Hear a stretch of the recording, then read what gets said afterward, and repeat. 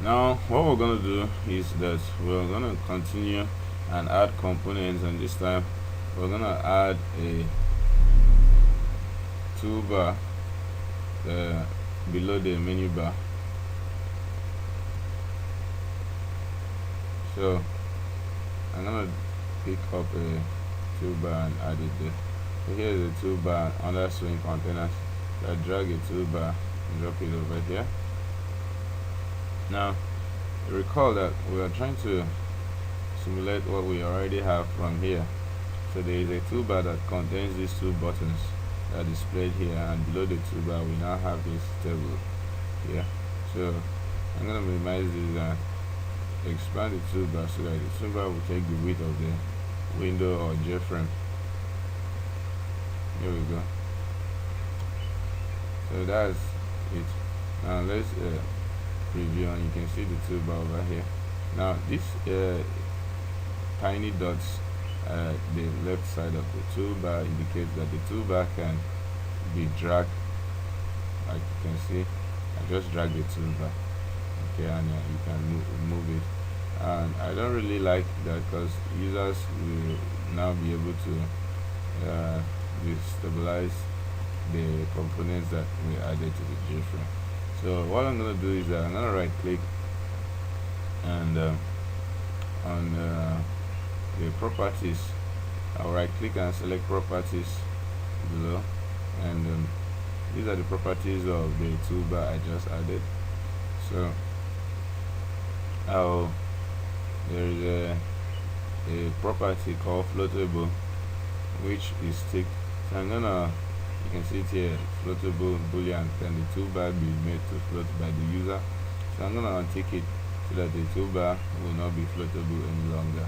I'm gonna close, and if I preview, you're gonna see that the toolbar is no longer floatable. There is actually a toolbar, but you're not gonna see it because I've not added components into it. I'm gonna close this. I'm gonna add two buttons, just like we had over here. So let's add these two buttons. I'm gonna drag button. Here is a button in the swing controls. I'm gonna drag button and drop. Oops, actually drop it in the wrong direction.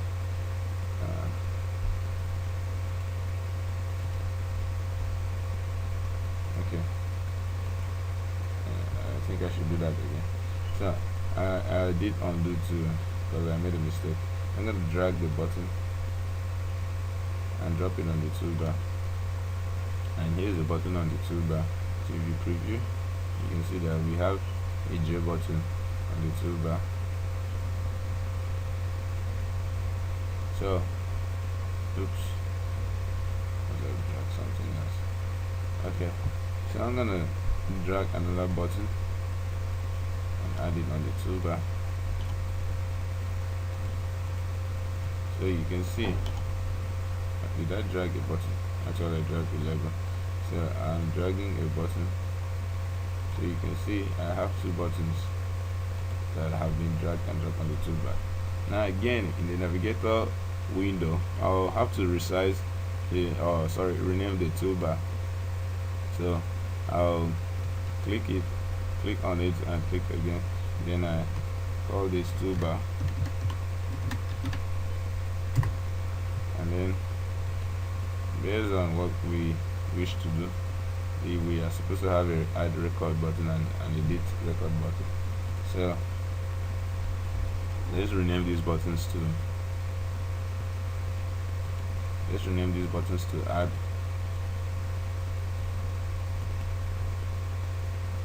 I'm gonna call this add btn for button, and I'm gonna call this edit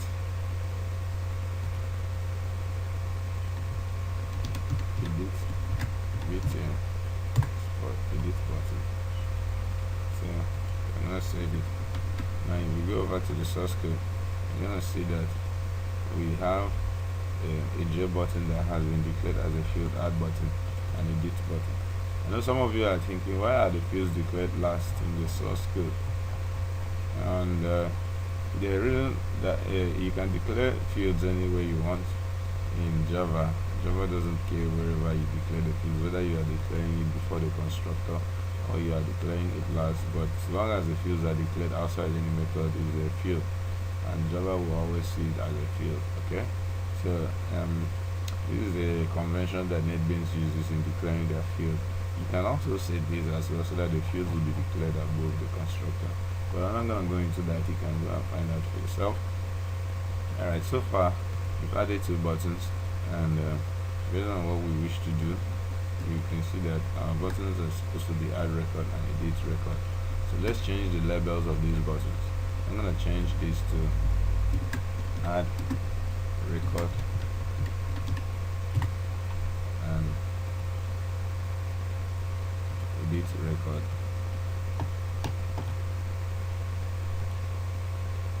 So this is edit record. Alright, so what we're going to do now is we have to set some icons and the font size and the font boldness. Okay, so let's do that. Now you can right click on a particular component and click on these properties to see the properties of the component, or you can simply go over to this window pane for the properties. I actually like right clicking and clicking on the properties so that I know that I'm actually editing the particular property I selected. Okay, so the font here is the Tahoma 11 plain. I'm gonna edit the font and make it to be bold. I'm gonna use size 14 so that we have a larger font. So I'm gonna click on OK, and you can see the font is now bold. Okay, I'm gonna close, and I'm gonna right click and go to the properties of the edit record, and then I can change the font again for this one and make it to bold 14 and close. Alright, so we've succeeded in editing the fonts.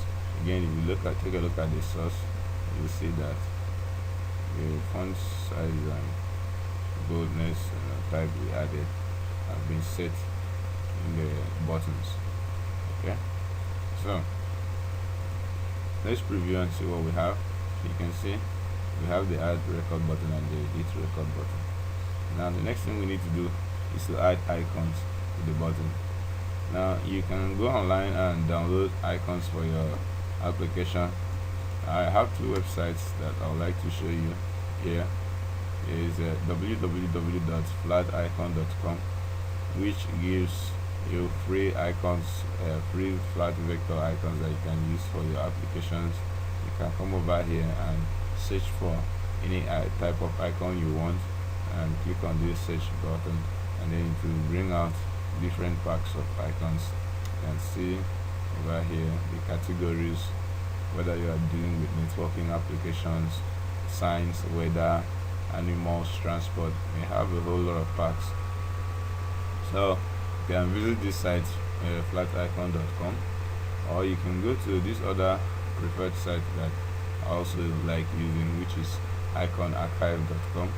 You also have, just like the other site, a search bar for you to search for any icon. So you can search for let's say delete icon or add icon or menu icon, things like that. You can search for them here and you'll be fine, and all icons are free over here. Alright, so yeah, go ahead and have fun with that. For now, let's go back to NetBeans. So like I said, I had already downloaded some icons that I wish to use in this application, and let me check. So I have some icons.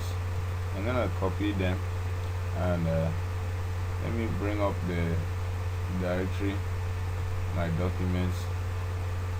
So here's my document, and I have a folder called NetBeans project, and inside it we will have the sales record application, and inside the source directory, inside the com.zynex directory and the sales directory, I would like to add a folder called icons, which contains icons that I downloaded from the internet, which we're going to use for this application. So as you can see already, we have an icon that will save as an ad for the add button, and we have an icon that will save for editing. Okay, so let's go over to the IDE and see how to add the icons to the button. So I'm gonna right click on the add record button and go to properties, and you can see this icon property. We can click on this button, and then we can select the image within our the project, or if you have external images somewhere, you can select here and type the URL, or select the URL, or import an image from another project to this project. But for now, we are going to be good with this because we have a package called com.zenix.sales.icons, which is the icon directory I just pasted inside the sales directory. And then I'm gonna select the add icon. I'm gonna click on OK. So you can see now that we have an icon for the add record, but the icon seems to be above the text, displacing the text. So let's right click and go to properties again and set that, so we can come over to horizontal text position, and we can make it to be trailing, and you can now see that the icon and the text are now trailing each other. Okay, then I would like the vertical, we have to set the vertical text position not to be at the bottom but to be at the center, and this is okay for us. So I'm gonna click on close, and you can see we have a nice beautiful button with a label and an icon. Let's preview that. Okay, so here we go. You can see how that looks like. That looks better. Alright, so let's also do the same thing to the edit button. I'm gonna right click and click on properties, and I go over to icon, select this button, select com.zenix.sales.icons, and select the edit icon that I wish to use, then I click on OK. And then again we have to set the horizontal and vertical text positioning. So here is the horizontal text position. I'm gonna select trailing, and then the vertical text position I'm gonna select center, and that looks pretty okay. I'm gonna close, and so one more time, let's preview. And now the application that we are developing is beginning to look like the previous application that I had already developed, isn't it? I'm sure you can agree with me with that. So let's see on the next video what we can achieve. So I hope you found this informative, and thanks for viewing.